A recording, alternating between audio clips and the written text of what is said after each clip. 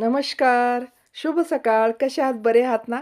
मी शुभ सकाळ म्हणत आहे कारण सकाळची वेळ आहे. 11 वाजलेले आहेत आणि आम्ही निघालेलो आहोत आता पॉट रेडी करायला. मी कालच्या व्हिडिओमध्ये सांगितलेले होते ना, मुलींनी आणलेले आहेत 5 बॅग मागवलेले आहेत, तर ते रेडी करायचे आहेत आज. आणि सकाळीच आम्ही हे काम हाती घेतलं कारण संध्याकाळी वारं वादळ सुटायला लागलेलं आहे आणि मोसम खराब चाललेला आहे दररोज आता. आता हे 2 मी हे घेतलेले आहे पंत्यासारखे आणि त्याच्यामध्ये ना एकात गहू आणि एकात पाणी ठेवणार आहे पक्ष्यांसाठी, कारण तिथे दररोज सकाळी पक्षी बसायला लागलेले आहेत. आज किती वेळ बसलेले होते तिथं पक्षी. मग मला वाटलं की चला इथं बघू, दाना ठेवून त्यांना थोडंसं हेल्प होईल, खातील पितील काहीतरी करतील म्हणून मी ठेवलेलं आहे. तर तिथं मस्त असं दाना पाणी पक्ष्यांना ठेवलेलं आहे. दररोज सकाळी संध्याकाळी दुपारी झाडं आहेत ना, येतात पक्षी आणि खूप बसून आपलं फळ वगैरे खाऊन जातात. तर ते ठेवायचं झालं आता. आता ग्रो बॅग रेडी करायचे. हे बघा असे मी ठेवलेले आहे. मस्त दिसत आहेत ना, पण त्यांना उपयोगाला आलं पाहिजे. आता मी आलेली आहे मुलीच्या घरी, म्हणजे वरती. मग तिला म्हटलं की दाखव ग्रो बॅग कसे आहेत, कारण मी नव्हते ना त्यावेळेस ते आलेले आहेत. मग ती अजून कामात होती. मी म्हटलं रेडी हो लवकर, खाली जाऊत. मग मी इथं तोपर्यंत हॉलमध्ये आले. हॉलचा थोडासा फोटो घेतला. मस्त वाटतं हॉलमध्ये आलं की, मोठं हॉल आहे ना. आता चला ग्रो बॅग दाखवते. बघा ह्या साईजचे आहेत आणि 200मध्ये 5 बॅग असे ग्रो बॅग आलेले आहेत. तर हे ग्रो बॅग रेडी करून मध्ये काहीतरी भाजीपाला लावायचा आहे. छान आहे, क्वालिटी एकदम मस्त आहे बघा. आणि साईज पण जास्त मोठा नाही आणि जास्त लहान पण नाही. तर अशा प्रकाराचे ग्रो बॅग आलेले आहेत. ते सर्व घेऊन आम्ही आता आलो गार्डनमध्ये खाली, म्हणजे आमच्या गार्डनमध्ये. आणि चांगलं माती वगैरे सगळं मटेरियल आम्ही जवळ घेऊन बसलो आणि स्फूर्तीला म्हटलं की तू माझ्या हातात हातात देत जा आणि मुलीला सुप्रियाला म्हटलं की तू माती आणून दे. मग सगळ्याला एक एक कामं वाटप केली. तर अगोदर आम्ही फर्स्ट थर घातला, पहिला थर घातला पेपराचा. जे फालतू पेपर असतात ना, ते 5ही हिच्यामध्ये फालतू फालतू पेपर घालण्याचं काम केलं अगोदर.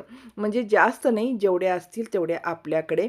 आणि मुलगी तिकडून माती आणत गेली आणि त्यानंतर कांद्याची जी साल काढून ठेवलेली होती ते घातली सगळ्यामध्ये. पाचीमध्ये थोडी थोडीच होती, ती जेवढी होती तेवढी तेही घातली. मग त्यानंतर आता घालायचं आहे, अजून कांद्याची पात घालायचं चाललेलं आहे तिचं. ती थोडं सावकाश सावकाश काम करत आहे ना. मी म्हणायला लागले फास्ट कर, ऊन होतं जास्त आणि तसं थंड वारं सुटलेलं होतं. मग मी त्या टाकले वेस्ट मटेरियल, म्हणजे जे आपला भाजीपाला जे राहिलेला असतो ना चिरून वगैरे उरल्यानंतर, किंवा गार्डनमधले पाला पाचोळा जे उरलेला असतं ते घातला मी तिसरा थर. हे पहा कसं तरी करून, म्हणजे त्याला भरायचं आहे आम्हाला. असं नाही की नुसती मातीच भरायचं, असं सगळं भरायचं. म्हणजे त्या झाडाला खूप चांगलं प्रोटीनही मिळतं.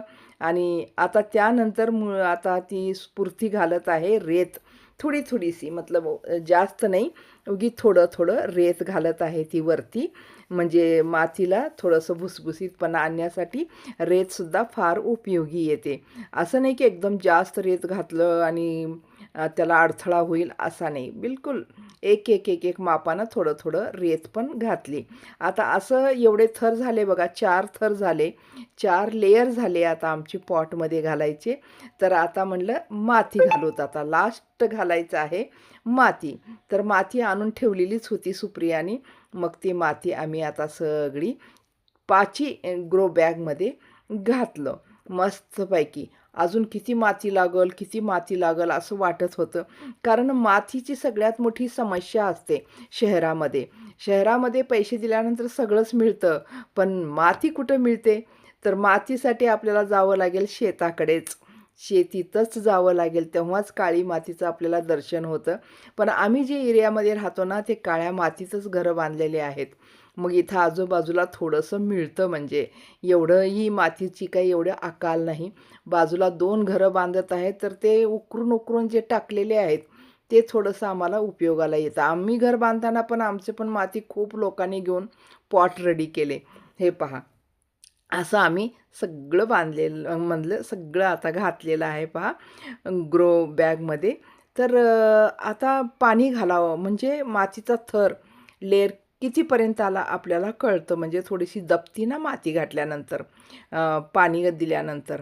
मग म्हणून आता मी पाणी थोडंसं घालते. एवढं माती घातलं का नाही, जेवढी माती आणून ठेवली होती सगळी संपली बघा माती. 4-5 टोपले माती लागली. आता बॅग लहानच दिसत आहेत, पण मटेरियल खूप लागतं तसं वाटतं आपल्याला. मग घालायला बसलो तर मातीही मध्येच सगळं मध्येच चाललं. आता पाणी घालून घेतो, व्यवस्थितरित्या घालून घेते मी पाणी. पाणी घातल्यानंतर मग त्याचं आपल्याला समजतं की ठीक आहे लेवल की नाही. तर अजूनही स्फूर्ती इकडं-तिकडं पडलेली माती घालतच होती. तर मी म्हटलं अजून थोडं घालायचं आहे ना माती, तर तिथं थोडी गोळा करून ठेवलेली आहे, ती दे मला. तिथली माती मग तिनं भरून-भरून थोडं डब्याने दिली. ते पण माती आम्ही घातली मध्ये. तर असं असतं बघा, पॉट रेडी करणं म्हणजे खूपच मेहनतीचं काम असतं. इतकं सगळं तयारी करावं लागतं, घालावं लागतं. हे बघा माती अजून घालायला लागलेलो आहोत आम्ही. कमीच दिसायला लागलेलं आहे. आणखीन थोडंसं खालीच लेयर दिसत आहे. थोडं आणखीन वरी चढायला पाहिजे ना. वरचेवर काय आपण जसं-जसं पाणी देत गेलो तसं-तसं मातीचा थर खाली जात राहतो. म्हणून थोडंसं आणखीन थोडं माती घालावं म्हणून मग विचार केला. तर अगोदर पाणी घालून घेतलं. आणखीन पाणी घातल्यानंतर अजून थोडंसं दबली माती. मग अजून थोडं आणायला लावली तिकडून माती. मग स्फूर्तीनं माती आणली, सुप्रियानं तिकडून दिली. मग आणि ते पण एक टोपलं जे आहे ना सगळ्यामध्ये घालून टाकलं. मग घातल्यानंतर कुठं तेवढं लेवलला आलं नाही, तर पहा मग वरून आणि पाणी दिलं व्यवस्थित. पाणी दिल्यानंतर आता कुठं पॉट एकदम छान तयार झाले पहा. इतकं करावं लागतं. अजून भाजी मिळेल की नाही, किती भाजी येईल, नाही येईल ते पुढचा प्रश्न आहे. पण त्या अगोदर आपल्याला एवढं सगळं मेहनत करावं लागतं. पण एवढं नाही की आपल्याला सगळं मातीच घालावं लागतं असं नाही.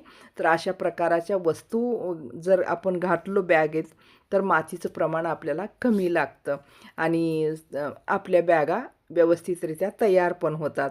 आता बी आणून देत गेली सुप्रिया एक-एक. भरपूर बी आहेत माझ्याकडे. तर वरणा आहे, म्हणजे बिन्नीस आहे, अशा प्रकारे भोपळ्याचं आहे, दोडक्याचं आहे. तर 3 पॉटमध्ये तिन्ही प्रकाराचे घातले. 2 पॉटमध्ये मी वेगळं खालीच ठेवली. ती म्हणली की राहू दे, अजून कोणतं तर बी नंतर घालूत, कारण मला वेलीचंच बी घालायचं आहे, वेल चढण्यासारखीच घालायचं आहे. तिच्यात मी म्हटलं एकात धने टाक, एकात आंबाडे टाक, बी आहे. तर म्हणले नाही नाही, मला वेलच चढवायचं आहे. तर चला ठीक आहे, 2 अजून काहीतरी घालेल 2मध्ये. तर आता हे वरी घेऊन जायचा प्रश्न. तर स्फूर्तीला म्हटलं मी इथून एक-एक देतं, सुप्रिया तिकडून पुढे घेते.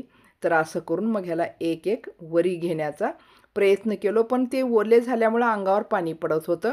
तर त्या पॉटमध्ये ते आणखीन खाली पॉटमध्ये घेऊन गेल्यामुळं काम सरळ झालं. असं थोडंसं डोकं लढवावं लागतं. आपण काम करताना जास्त त्रासात नाही पडायचं. काम कसं सोपं होईल ते प्रयत्न करायचं. तर त्या ह्याच्यामध्ये घालून घेऊन गेल्यामुळे अंगावर पाणीही पडलं नाही आणि एकदम सोपं झालं घेऊन जायला. तर अशा प्रकारे 5ही पॉट आज आमचे रेडी झाले आणि आता त्याच्यामध्ये भाजी पण लावले आणि वरी पण चढवलं. ज्या ठिकाणी तिथं उन्हात तिला ठेवायचं होतं, वरच्या बाजूला तिकडं तिनं ते ठेवलं.